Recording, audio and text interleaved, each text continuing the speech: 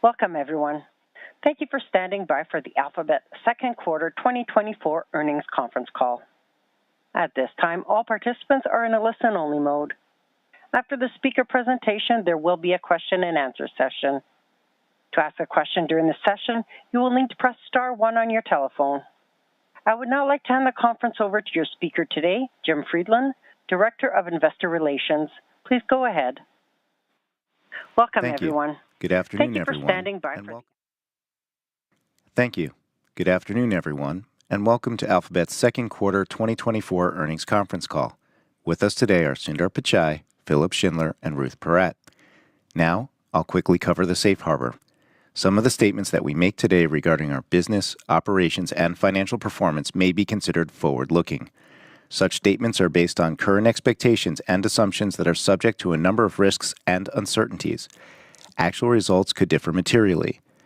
Please refer to our Forms 10-K and 10-Q, including the risk factors. We undertake no obligation to update any forward-looking statement. During this call, we will present both GAAP and non-GAAP financial measures. A reconciliation of non-GAAP to GAAP measures is included in today's earnings press release, which is distributed and available to the public through our investor relations website located at abc.xyz/investor. Our comments will be on year-over-year comparisons unless we state otherwise. And now, I'll turn the call over to Sundar. Thank you, Jim, and hello, everyone. I'm really pleased with our results this quarter. They show tremendous ongoing momentum in search and great progress in cloud with our AI initiatives driving new growth. Search had another excellent quarter.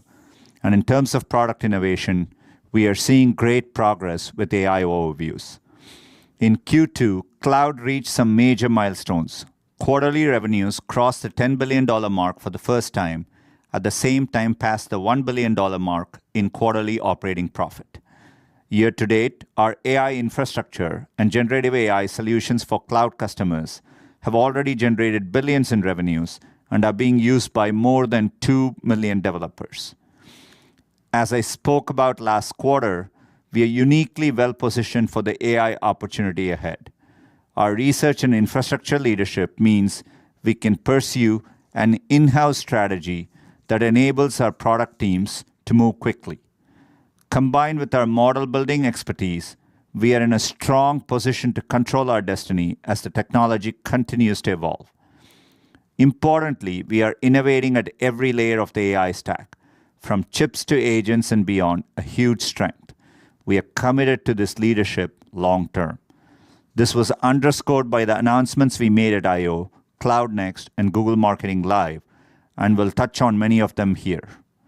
Today, I'll start with search, then move to our AI momentum more generally, followed by cloud, YouTube, and some closing thoughts. Let's dive in. Over the past 25 years, we have continued to reimagine and expand Google Search across many technological shifts. With AI, we are delivering better responses on more types of search queries and introducing new ways to search. We are pleased to see the positive trends from our testing continue as we roll out AI overviews, including increases in search usage and increased user satisfaction with the results. People who are looking for help with complex topics are engaging more and keep coming back for AI overviews. And we see even higher engagement from younger users aged 18 to 24 when they use search with AI overviews. As we have said, we are continuing to prioritize approaches that send traffic to sites across the web. And we are seeing that ads appearing either above or below AI overviews continue to provide valuable options for people to take action and connect with businesses. Beyond AI overviews, AI expands the types of queries we are able to address and opens up powerful new ways to search. Visual search via Lens is one. Soon you'll be able to ask questions by taking a video with Lens. And already we have seen that AI overviews in Lens leads to an increase in overall visual search usage. Another example is Circle to Search, which is available today on more than 100 million Android devices. We are seeing tremendous momentum from our AI investments. More than 1.5 million developers are now using Gemini across our developer tools.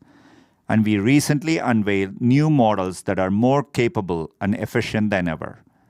Gemini now comes in 4 sizes, with each model designed for its own set of use cases.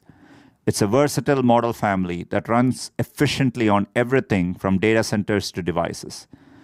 At 2 million tokens, we offer the longest context window of any large-scale foundation model to date, which powers developer use cases that no other model can handle. Gemini is making Google's own products better. All 6 of our products with more than 2 billion monthly users now use Gemini. This means that Google is the company that's truly bringing AI to everyone. Gemini is powering incredibly helpful features in Search, Workspace, Google Messages, and more. At I/O, we showed new features coming soon to Gmail and to Google Photos. Soon you'll be able to ask Photos questions like, "What did I eat at that restaurant in Paris last year?" For a glimpse of the future, I hope you saw Project Astra at I/O. It shows multimodal understanding and natural conversational capabilities. We've always wanted to build a universal agent, and it's an early look at how they can be helpful in daily life. Our AI product advances come from our long-standing foundation of research leadership, as well as our global network of infrastructure. In Q2, we announced our first data center and cloud region in Malaysia, and expansion projects in Iowa, Virginia, and Ohio. Our TPUs are a key bet here too. Trillium is the 6th generation of our custom AI accelerator, and it's our best performing and most energy efficient TPU to date. It achieves a near 5x increase in peak compute performance per chip and is 67% more energy efficient compared to TPU v5e. And the latest NVIDIA Blackwell platform will be coming to Google Cloud in early 2025. We continue to invest in designing and building robust and efficient infrastructure to support our efforts in AI, given the many opportunities we see ahead. Of course, as we do this, we'll continue to create capacity by allocating resources towards our highest priorities. We are relentlessly driving efficiencies in our AI models. For example, over the past quarter, we have made quality improvements that include doubling the core model size for AI overviews, while at the same time improving latency and keeping cost per AI overview served flat. And we are focused on matching the right model size to the complexity of the query in order to minimize impact on cost and latency. Separately on our real estate investments, we are taking a measured approach to match the current and future needs of our hybrid workforce, as well as our local communities. Next, Google Cloud. We continue to see strong customer interest, winning leading brands like Hitachi, Motorola Mobility, and KPMG. Our deep partnership with Oracle significantly expanded our joint offerings to their large customer base. Our momentum begins with our AI infrastructure, which provides AI startups like Essential AI with leading cost performance for models and high-performance computing applications. We continue to drive fundamental differentiation with new advances since Cloud Next. This includes Trillium, which I mentioned earlier, and A3 Mega powered by NVIDIA H100 GPUs, which doubles the networking bandwidth of A3. Our enterprise AI platform, Vertex, helps customers such as Deutsche Bank, Kingfisher, and the U.S. Air Force build powerful AI agents. Last month, we announced a number of new advances. Uber and WPP are using Gemini Pro 1.5 and Gemini Flash 1.5 in areas like customer experience and marketing. We broaden support for third-party models, including Anthropic's Claude 3.5 Sonnet, and open-source models like Gemma 2, Llama, and Mistral. We are the only cloud provider to offer grounding with Google Search, and we are expanding grounding capabilities with Moody's, MSCI, ZoomInfo, and more. Our AI-powered applications portfolio is helping us win new customers and drive upsell. For example, our conversational AI platform is helping customers like Best Buy and Gordon Food Service. Gemini for Workspace helps Click Therapeutics analyze patient feedback as they build targeted digital treatments. Our AI-powered agents are also helping customers develop better quality software, find insights from their data, and protect their organization against cybersecurity threats using Gemini. Software engineers at Wipro are using Gemini Code Assist to develop, test, and document software faster. And data analysts at Mercado Libre are using BigQuery and Looker to optimize capacity planning and fulfill shipments faster. Cybersecurity risks continue to accelerate, and the number of breaches continue to grow, something we all see in the news every day and that our Mandiant teams help manage. Our strong track record of uptime, quality control, and reliability make Google Cloud the trusted security choice for organizations like Fiserv and Marriott International. In Q2, we infused AI throughout our security portfolio, helping TELUS strengthen its proactive security posture. Turning next to YouTube. YouTube is focused on a clear strategy, connecting creators with a massive audience and enabling them to build successful businesses through ads and subscriptions while helping advertisers reach their desired audience. We had a great brandcast this quarter, and Philip will say more. I'm pleased at the progress here. YouTube has remained number one in US streaming watch time according to Nielsen. Views of YouTube Shorts on connected TVs more than doubled last year, and we are making it easier for creators to add captions and turn regular videos into shorts. Next, on Android and Pixel. We joined Samsung for their Galaxy Unpacked event a few weeks ago, and we shared that Samsung's new devices will include the latest AI-powered Google updates on Android. It was a great event. I'm looking forward to our Made by Google event happening in August. We'll have lots to share around Android and the Pixel portfolio of devices. Our Pixel line is doing well. We recently introduced the new Pixel 8a, powered by our latest Google Tensor G3 chip. It provides beautiful AI experiences like Circle to Search, Best Take, and a Gemini-powered AI assistant. In other bets, I'm really pleased with the progress Waymo is making, a real leader in the space and getting rave reviews from users. Waymo has served more than 2 million trips to date and driven more than 20 million fully autonomous miles on public roads. Waymo is now delivering well over 50,000 weekly paid public rides, primarily in San Francisco and Phoenix. And in June, we removed the waitlist in San Francisco so anyone can take a ride. Fully autonomous testing is underway in other Bay Area locations without a human in the driver's seat. Before I close, I want to acknowledge that today is Ruth's final earnings call. Let me take a moment to thank her for all she has done for Google and Alphabet as our longest-serving CFO. I'm excited to continue to work with her in her new role. And I look forward to welcoming our newly appointed CFO, Anat Ashkenazi. She starts next week, and you'll hear from her on our call next quarter. Thanks, as always, to our employees and partners everywhere for a great Q2. With that, over to you, Philip. Thanks, Sundar, and hello, everyone. Starting with performance, Google Services delivered revenues of $73.9 billion for the quarter, up 12% year-on-year. Search and other revenues grew 14% year-on-year, led by growth in the retail vertical, followed by financial services. YouTube ads revenues were up 13% year-on-year, driven by growth in brand as well as direct response. Network revenues declined 5% year-on-year. In subscriptions, platforms, and devices, year-on-year revenues increased 14%, driven again by strong growth in YouTube subscriptions. For the rest of my remarks, I want to double-click on two topics. First, how we are applying AI across the marketing process to deliver an even stronger ads experience. Second, YouTube's position as the leading multi-format platform. So let me start by sharing some of the ways we're applying AI to bring more performance benefits to even more businesses. Q2 brought several major opportunities to meet and learn from users, developers, creators, and customers. From I/O to Brandcast, Google Marketing Live, and Cannes, a growing number of our customers and partners are looking to understand how to successfully incorporate AI into their businesses. This quarter, we announced over 30 new ads, features, and products to help advertisers leverage AI and keep pace with the evolving expectations of customers and users. Across search, PMax, demand gen, and retail, we're applying AI to streamline workflows, enhance creative asset production, and provide more engaging experiences for consumers. Listening to our customers, retailers in particular have welcomed AI-powered features to help scale the depth and breadth of their assets. For example, as part of a new and easier-to-use merchant center, we've expanded Product Studio with tools that bring the power of Google AI to every business owner.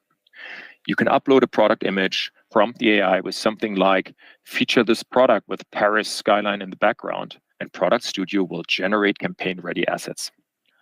I also hear great feedback from our customers on many of our other new AI-powered features. We're beta testing virtual try-on and shopping ads and plan to roll it out widely later this year. Feedback shows this feature gets 60% more high-quality views than other images and a higher click-out to retailer sites. Retailers love it because it drives purchasing decisions and fewer returns. Our AI-driven profit optimization tools have been expanded to Performance Max and standard shopping campaigns. Advertisers who use profit optimization and smart bidding see a 15% uplift in profit on average compared to revenue-only bidding. Lastly, Demand Gen is rolling out to Display and Video 360 and Search Ads 360 in the coming months, with new generative image tools that create stunning, high-quality image assets for social marketers. As we said at GML, when paired with Search or PMax, Demand Gen delivers an average of 14% more conversions. The use cases we're seeing across the industry show the incredible potential of these AI-enabled products to improve performance. Let me briefly share two examples with you. Luxury jewelry retailer Tiffany leveraged Demand Gen during the holiday season and saw a 2.5% brand lift in consideration and actions, such as adding items to carts and booking appointments. The campaign drove a 5.6 times more efficient cost per click compared to social media benchmarks. Our own Google marketing team used Demand Gen to create nearly 4,500 ad variations for a Pixel 8 campaign shown across YouTube, Discover, and Gmail, delivering twice the click-through rate at nearly a quarter of the cost. In addition to strengthening our ads products for customers, we continue to evolve our existing systems and products with improved models, delivering further performance gains. In just 6 months, AI-driven improvements to quality, relevance, and language understanding have improved broad match performance by 10% for advertisers using smart bidding. Also, advertisers who adopt PMax to broad match and smart bidding in their search campaigns see an average increase of over 25% more conversions or value at a similar cost. We'll continue to listen to our customers and use their feedback to drive innovation across our products. As you can hear, I continue to be excited about the AI era for ads. Now let's turn to YouTube. I've talked before about our approach to making YouTube the best place to create, watch, and monetize. First, the best place to create. What sets YouTube apart from every other platform are the creators and the connection they have with their fans. Audiences tuning in to watch their favorite creators continue to grow. For example, 2 weeks ago, Mr. Beast's channel hit more than 300 million subscribers. Next, the best place to watch. Our long-term investment in CTV continues to deliver. Views on CTV have increased more than 130% in the last 3 years. According to Nielsen, YouTube is the #1 most watched streaming platform on TV screens in the US for the 17th consecutive month. Zooming out, when you look not just at streaming, but at all media companies and their combined TV viewership, YouTube is the second most watched after Disney. And this growth is happening in multiple verticals, including sports, which has seen CTV watch time on YouTube grow 30% year over year. Lastly, the best place to monetize. CTV on YouTube is continuing to benefit from a combination of strong watch time growth, viewer and advertiser innovation, and a shift in brand advertising budgets from linear TV to YouTube. Our largest advertisers across verticals, including retail, entertainment, telco, and home and personal care, are partnering with creators on ads and organic integrations. Verizon, for example, worked with a YouTube creator and Verizon customer to show the many ways that plans and offerings can be customized to fit people's lives. Using AI-powered formats, they created sketches in multiple lengths and orientations to serve the right creative to the right viewer and drive people to their site. Verizon's creator ads had a 15% lower CPA and a 38% higher conversion rate versus other ads. Turning to Shorts. Last quarter, I shared that in the US, the monetization rate of YouTube Shorts relative to in-stream viewing is showing a healthy rate of growth. Again, this quarter, we continue to see an improvement in Shorts monetization, particularly in the US. We're also seeing a very encouraging contribution from brand advertising on Shorts, which we launched on the product in Q4 last year. Lastly, a few words on shopping. Last year, viewers watched 30 billion hours of shopping-related videos, and we saw a 25% increase in watch time for videos that help people shop. While it's still early days, shopping remains a key area of investment. At GML, we rolled out several product updates to YouTube Shopping, helping creators sell products to their viewers. These updates included product tagging, where creators can tag products in their videos for viewers to discover and purchase, product collections, and a new affiliate hub, a one-stop shop for creators to find deals and promotional offers from brands and track their affiliate earnings. With that, I'll finish by saying a huge thank you to Googlers everywhere for their extraordinary commitment and to our customers and partners for their continued collaboration and trust. And Ruth, thanks for your amazing leadership and partnership over all these years. Now, for one last time, it's over to you. Thank you, Philip, and thanks, Sundar, for those kind words. We had another strong quarter, driven in particular by performance in search and cloud, as well as the ongoing efforts to durably re-engineer our cost base. My comments will be on year-over-year comparisons for the second quarter unless I state otherwise. I will start with results at the Alphabet level, followed by segment results, and conclude with our outlook. For the second quarter, our consolidated revenues were $84.7 billion, up 14%, or up 15% in constant currency. Search remained the largest contributor to revenue growth. In terms of expenses, total cost of revenues was $35.5 billion, up 11%. Other cost of revenues was $22.1 billion, up 14%, with the increase driven primarily by content acquisition costs, followed by depreciation, as well as the impact of the Canadian Digital Services Tax, which was applied retroactively. Operating expenses were $21.8 billion, up 5%, primarily reflecting an increase in R&D, partially offset by a decline in G&A, with sales and marketing essentially flat to the second quarter last year. The increase in R&D was driven primarily by compensation, which was affected by lapping a reduction in valuation-based compensation liabilities in certain other bets in the second quarter last year, followed by depreciation. The largest single factor in the year-on-year decline in G&A expenses was lower charges related to legal matters. Operating income was $27.4 billion, up 26%, and our operating margin was 32%. Net income was $23.6 billion, and EPS was $1.89. We delivered free cash flow of $13.5 billion in the second quarter and $60.8 billion for the trailing 12 months. As a reminder, last year we had a timing benefit in the second and third quarters from a $10.5 billion deferred cash tax payment made in the fourth quarter, which depressed reported free cash flow growth this quarter and will do so again next quarter. We ended the quarter with $101 billion in cash and marketable securities. Turning to segment results. Within Google Services, revenues were $73.9 billion, up 12%. Google Search and other advertising revenues of $48.5 billion in the quarter were up 14%, led again by growth in retail, followed by the financial services vertical. YouTube advertising revenues of $8.7 billion were up 13%, driven by brand, followed by direct response advertising. Network advertising revenues of $7.4 billion were down 5%. Subscription platforms and devices revenues were $9.3 billion, up 14%, primarily reflecting growth in YouTube subscription revenues. TAC was $13.4 billion, up 7%.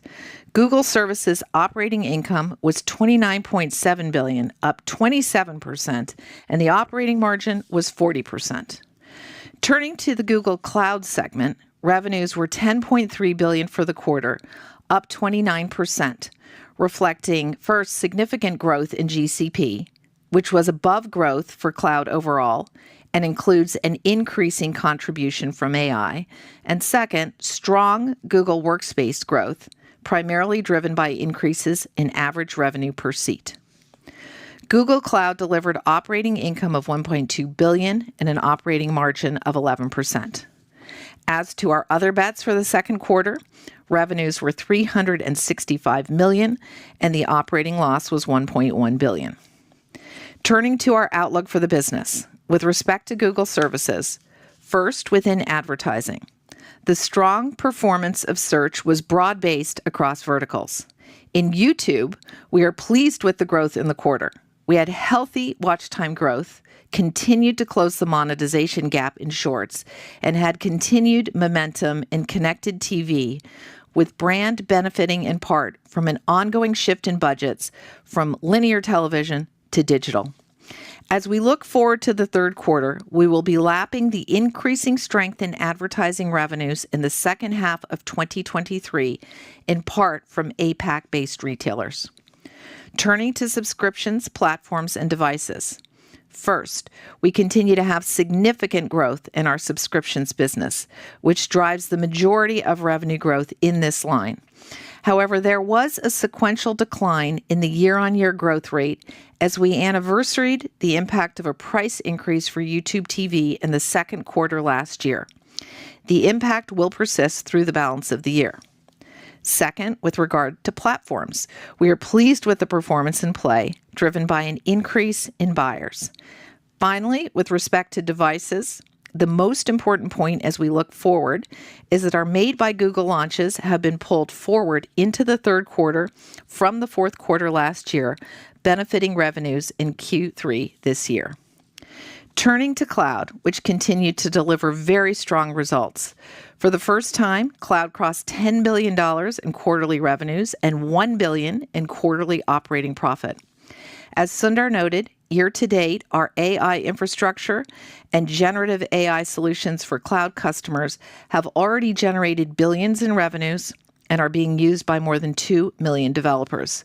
We're particularly encouraged that the majority of our top 100 customers are already using our generative AI solutions. We continue to invest aggressively in the business. Turning to margins. The margin expansion in Q2 versus last year reflects our ongoing efforts to durably re-engineer our cost base as well as revenue strength. Our leadership team remains focused on our efforts to moderate the pace of expense growth in order to create capacity for the increases in depreciation and expenses associated with the higher levels of investment in our technical infrastructure. Once again, headcount declined quarter on quarter, which reflects both actions we have taken in the first half of the year and a much slower pace of hiring. Looking ahead, we expect a slight increase in headcount in the third quarter as we bring on new graduates. As we have discussed previously, we are continuing to invest in top engineering and technical talent, particularly in cloud and technical infrastructure. Looking forward, we continue to expect to deliver full year 2024 Alphabet operating margin expansion relative to 2023. However, in the third quarter, operating margins will reflect the impact of both the increases in depreciation and expenses associated with the higher levels of investment in our technical infrastructure, as well as the increase in cost of revenues due to the pull forward of hardware launches into Q3. With respect to CapEx, our reported CapEx in the second quarter was $13 billion, once again driven overwhelmingly by investment in our technical infrastructure, with the largest component for servers, followed by data centers. Looking ahead, we continue to expect quarterly CapEx throughout the year to be roughly at or above the Q1 CapEx of $12 billion, keeping in mind that the timing of cash payments can cause variability in quarterly reported CapEx. With regard to other bets, we continue to focus on improving overall efficiencies as we invest for long-term returns. Waymo is an important example of this, with its technical leadership coupled with progress on operational performance. As you will see in the 10Q, we have chosen to commit to a new multi-year investment of $5 billion. This new round of funding which is consistent with recent annual investment levels, will enable Waymo to continue to build the world's leading autonomous driving technology company. To close, this is my 56th and last earnings call, 37 of them at Alphabet, so I have a few closing thoughts of gratitude. I've been so proud to be at Google and Alphabet as CFO and to work with some of the smartest people in the world every day. I think we have accomplished a lot in the last 9+ years, and I am confident that progress will continue. Of course, I'm not going far, and I'm honored to have my new role, which I've been slowly working my way into during the past 11 months, and I look forward to continuing to work with Sundar and our great team. Being CFO of one of the most important companies in the world has been the opportunity and responsibility of a lifetime. Google's mission of advancing technology and bringing information to people throughout the world is as relevant today as it was when I worked on its IPO. Technology has been a catalyst for economic growth throughout human history. The people on this call know that if technological advancement is not the focus of every business and government, they will be left behind. Underpinning this is the need for sound and responsible investment. That has never been more important than today, and certainly that is Google and Alphabet's focus. I want to end by thanking Googlers around the world for the innovation and commitment that has enabled us to deliver such extraordinary products and services globally. I also want to thank our investors and analysts for your long-term support and your feedback. Thank you. Sundar, Philip, and I will now take your questions. Thank you. As a reminder, to ask a question, you will need to press star 1 on your telephone. To prevent any background noise, we ask that you please mute your line once your question has been stated. Your first question comes from Brian Nowak with Morgan Stanley. Your line is now open. Thanks for taking my questions. First, thank you, Ruth, for all the help and significant impact over the past decade. The first one, it's a little bit of a jump ball, I guess, for Sundar, Philip, or Ruth. I guess we're sort of 18 months into this fever pitch around a Gen AI focus in the world. Maybe from any of your perspective, can you just sort of talk to us about areas where you've seen faster than expected traction or testing adoption of some of the generative AI capabilities versus slower than expected traction and testing from a Google perspective? And then Ruth, appreciate all the comments about structurally re-engineering the OpEx space. Are there any more tangible examples of areas you can talk to us about where you still see further ways to drive more efficiency across the company? Thanks. Brian, thanks. I'll take the first part. I think it's a good question. Obviously, I think there is a time curve in terms of taking the underlying technology and translating it into meaningful solutions across the board, both on the consumer and the enterprise side. Definitely on the consumer side, I'm pleased, as I said in my comments earlier, in terms of how for a product like search, which is used at that scale over many decades, how we've been able to introduce it in a way that it's additive and enhances the overall experience and is positively contributing there.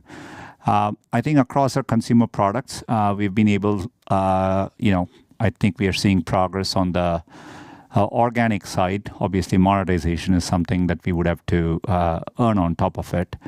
The enterprise side, I think we are at a stage where definitely, there are a lot of models. I think roughly the models are all kind of converging towards a set of base capabilities. But I think where the next wave is, working to build solutions on top of it. And I think there are pockets, be it coding, be it in customer service, et cetera, where we are seeing some of those use cases, seeing traction. But I still think there is hard work there to completely unlock those. And on your second question, first, thank you for your comments. Look, the reason we've consistently used the phrase that we're focused on durably re-engineering our cost base is because these are deep work streams. They're not tactical fixes, and we continue to build on them.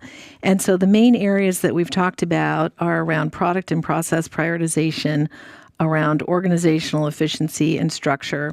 Both of those are reflected in the headcount and the fact that headcount is down year on year.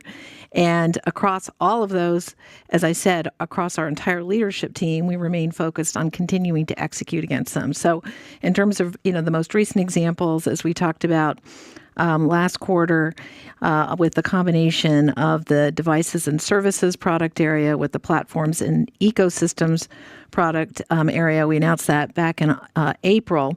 And what we discussed last quarter and what we're seeing is that unifying teams across these organizations helps with product execution, and what we're really focused on is really adding to velocity and efficiency. So kind of the gift that keeps giving. And then more broadly, all of the work streams that we've talked to you about before, we continue to remain focused on. A big one, very important one, is all of the efficiency efforts, the work streams around technical infrastructure and improving efficiency there.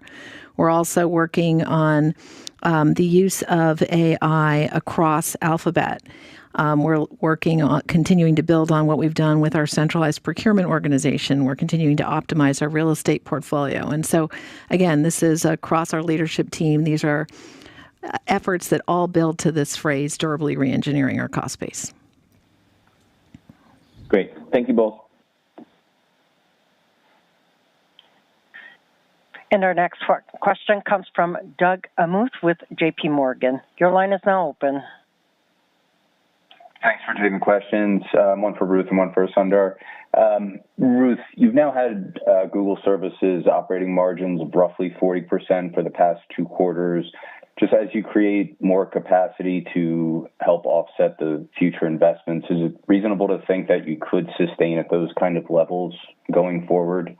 And then, Sundar, just as it relates to AI overviews, you talked about the positive trends there. Could you just help us understand where you are, how far along in rolling out AI overviews, and then any more color around kind of click-through rates and monetization levels relative to your traditional searches? Thanks. So in terms of the Google Services operating margin, it did reflect all the work that we're doing on durably reengineering the cost base. It also reflected the benefit of strong revenue performance in search. And so what I tried to lay out in the comments as we look forward to the third quarter is operating margins will reflect the increases in depreciation and expenses associated with higher levels of our investment in technical infrastructure. It will also reflect higher expenses associated with the Pixel launch due to the pull forward. So those are important factors. I would say overall, company-wide, it's important to note that we do expect to continue to deliver full year 24 Alphabet operating margin expansion relative to 2023, but did want to highlight those important points as we look forward to Q3. And Doug, thanks. On the AI overviews, we are, we've rolled it out in the U.S. And we are, will be through the course of the year, definitely scaling it up, both to more countries and also, we've taken a conservative start, focused on quality, making sure the metrics are healthy, and so on. So, but you will see us expand the use cases around it, and we'll touch definitely more queries. All the feedbacks we have seen are positive, and on the monetization side, I think Philip has touched upon it. Maybe Philip, anything more you want to add there? Yeah, look, innovation and improvements to the user experience on search have historically opened up new opportunities for advertisers. We talked about this before. We saw this when we navigated from desktop to mobile, for example, and we can see Gen AI obviously expand the types of questions we can help people with, as Sundar mentioned. And as we said before, people are finding ads either above or below AI overviews helpful. We have a solid baseline here from which we can innovate. And as you have probably noticed at GML, we announced that soon we'll actually start testing search and shopping ads in AI overviews for users in the US, and they will have the opportunity to actually appear within the AI overview in a section clearly labeled as sponsored when they're relevant to both the query and the information in the AI overview, really giving us the ability to innovate here and take this to the next level. Thank you. Best of luck, Ruth, in your new role. Thank you. Our next question comes from Michael Nathanson with Moffett. Please go ahead. Thanks. I have two, one for Sundar, one for Philippe. Sundar, on the decision this week to not deprecate cookies, I know it's been a long journey. Can you talk a bit about what we should expect in terms of the new experience in Chrome and why the company made the decision not to go down the path of deprecating cookies? And then, Philip, I know it's only one quarter, but it's interesting that search is growing faster than YouTube, which surprised some of us. So can you talk about what factors you think are behind the differences in growth rates between these markets? And is there anything on the AI front that you could see maybe re-accelerating YouTube growth as you've seen happen with search? Thanks so much. And Michael, on cookies, look, I think obviously, we are super committed to improving privacy for users in Chrome. And that was the whole focus around privacy sandbox, and we remain committed on the journey. But on third-party cookies, given the implications across the ecosystems and considerations and feedback across so many stakeholders, we now believe user choice is the best path forward there. And we'll both improve privacy by giving users choice, and we'll continue our investments in privacy enhancing technologies. But it's obviously an area we will be taking feedback from the players in the ecosystem, and we are committed to being privacy first as well. Philip? And on the second part of your question, maybe Ruth, you want to jump in first, and then I take the rest if needed. Absolutely. So, look, as we both noted, search revenues really reflected broad-based growth across verticals. That was led by retail, followed by financial services. I think your question really goes to the heart of the year-on-year growth comparison. And as both Philip and I noted, we're really pleased with YouTube, the YouTube team, all that was done. It was driven by brand, followed by direct response. And they had very strong ongoing operating metrics, which Philip will comment on. I think the important point to note, I tried to tease out in opening comments, was that the deceleration in this year-on-year revenue growth for the second quarter versus the first quarter primarily reflected the tougher comparison versus the first quarter. Because at that point, as you probably recall, YouTube was lapping negative year-on-year growth in Q1 last year. And then also Q1 benefited from the extra day from leap year. And so what you're also seeing here is with YouTube, we were anniversarying the ramp in APAC-based retailers that began in the second quarter last year, and foreign exchange headwinds as well that we noted. And so there's some timing issues going on, and what we're trying to highlight is the underlying operating strength. Back to you, Philip. Yeah, that was very comprehensive. Nothing really to add from my side here. The only thing I would say, I think, to Brian's first question on areas where things are maybe taking longer, I think, look, we are all building multimodal models. At least Gemini has been natively multimodal from the ground up. But most of the use cases today that have been unlocked have been around the tech side. So in terms of getting real generative audio, video experiences working well, I think there is still, it's going to take some time. But over time, obviously, it will be deeply relevant to YouTube, and so it's an area I'm excited about in the future. Okay. Thanks all, and best to you. Thanks. Your next question comes from Eric Sheridan with Goldman Sachs. Your line is now open. Thanks so much, and I'll echo the thanks for Ruth, for all the insights and partnership over the years on these earnings calls. Sundar, maybe first for you, in terms of cloud and bringing AI to the enterprise, I wanted to know if you go a little bit deeper in terms of how you're seeing AI actually get adopted, implemented, what it potentially could mean for the strategic positioning of the cloud business and the potential for AI workloads to be a stimulant to revenue growth for cloud first. And then following up, the last set of questions on YouTube were really about the macro or the ad environment. What do you guys as a team continue to learn about the subscription side of YouTube and the appetite for consumers to engage with a broader array of media products at the subscription layer? Thanks. Thanks, Eric. Look, on the cloud and AI stuff, obviously, it's something which I think will end up being a big driver over time. I mentioned in my opening remarks already. If you take a look at our AI infrastructure and generative AI solutions for cloud across everything we do, be it compute on the AI side, the products we have through Vertex AI, Gemini for Workspace, and Gemini for Google Cloud, etc. We definitely are seeing traction. People are deeply engaging with Gemini models across Vertex and AI Studio. We now have over 2 million developers playing around with these things. And you are definitely seeing early use cases. But I think we are in this phase where we have to deeply work, and make sure on these use cases, on these workflows, we are driving deeper progress and unlocking value, which I'm very bullish will happen. But these things take time. So, but if I were to take a longer term outlook, I definitely see a big opportunity here. And I think particularly for us, given the extent to which we are investing in AI, our research infrastructure leadership, all of that translates directly. And so, I'm pretty excited about the opportunity space ahead. And then on your second question with respect to subscriptions, kind of implicit in your question, how strong is it? As I noted in opening comments, that overall line, subscriptions, platforms, and devices delivered healthy growth, and that was led by subscriptions. And as we've said on many calls here in a row, the subscription revenue growth continued to be quite strong. It was driven by subscriber growth in both YouTube TV and YouTube Music Premium.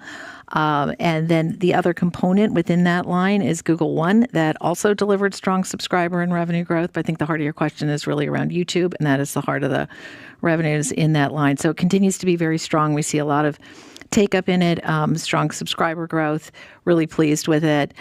We did note that growth on that line decelerated due to anniversarying this YouTube TV price increase, but at the heart of it are people interested in the subscription offerings, and is the take up significant. We're really pleased with it.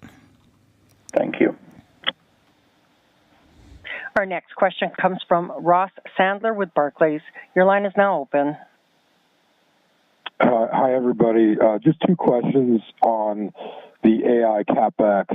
So it looks like, from the outside at least, that the hyperscaler industry is going from kind of an underbuilt situation this time last year to better meeting the demand with capacity right now to potentially being overbuilt next year if these CapEx growth rates keep up. So do you think that's a fair characterization, and how are we thinking about the return on invested capital with this AI CapEx cycle?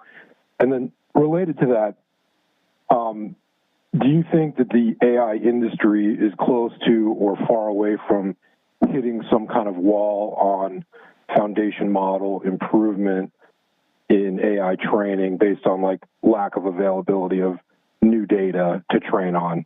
Just your thoughts on that would be great. Thank you. Thanks, Ross. I think great questions. Look, obviously we are, at an early stage of what I view as a, very transformative area. And in technology, when you are going through these transitions, aggressively investing up front in a defining category, particularly in an area in which, in a leveraged way, cuts across all our core areas, our products, including search, YouTube, and other services, as well as fuels growth in cloud, and supports the innovative long-term bets and other bets, is definitely something for us makes sense to lean in. I think the one way I think about it is when you go through a curve like this, the risk of underinvesting is dramatically greater than the risk of overinvesting for us here, even in scenarios where, if it turns out that we are overinvesting, these are infrastructure which are widely useful for us. They have long, useful lives, and we can apply it across, and we can work through that. But I think, not investing to be at the frontier, I think, definitely has a much more significant downsides. Having said that, we obsess around every dollar we put in. Our teams work super hard, and I'm proud of the efficiency work, be it optimization of hardware, software, model deployment across our fleet. All of that is something we spend a lot of time on, and that's how we think about it. To your second question, on whether how do the scaling laws hold? Are we hitting on some kind of wall or something? Look, I think we are all pushing very hard, and there's going to be a few efforts which will scale up on the compute side and push the boundaries of these models.